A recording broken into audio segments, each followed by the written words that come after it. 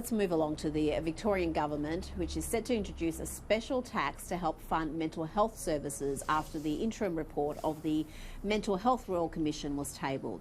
The Commission recommends that the Victorian government adopts a new approach to secure a dedicated and stable level of investment for the mental health system, the report said.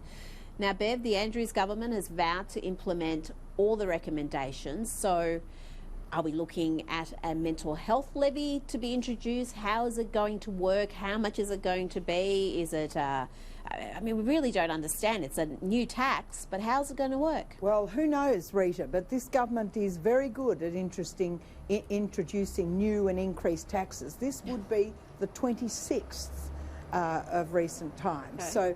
So when they run out of money, they keep coming after yours. That's what happens with the Andrews government. But this government have been in power for 16 of the last 20 years. Surely their day job has to be looking after children and looking after the mentally ill. What have they been doing?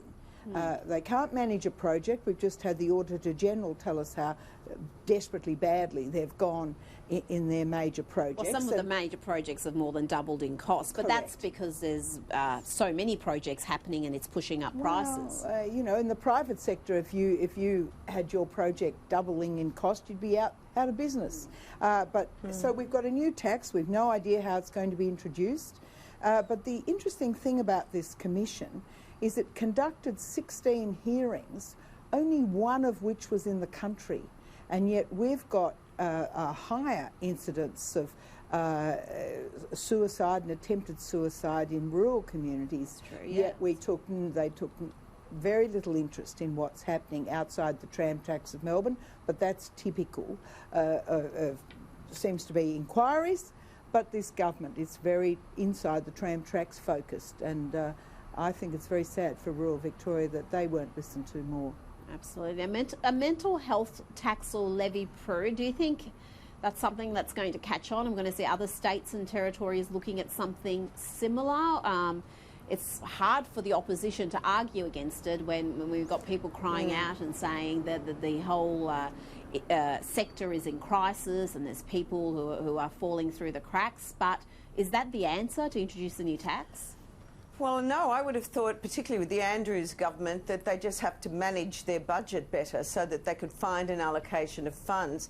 I mean, it makes you wonder how would they impose that, and would they, make it that only people over a certain income would have to pay this tax. You can bet there'll be some kicker like that.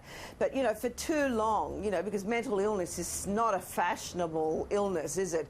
It's something that, for so long has been ignored and put under the carpet. No one wants to admit that it's an issue, where it's one of our most insidious and worst health threats. And thank goodness now where it's on everybody's radar and people are talking about it.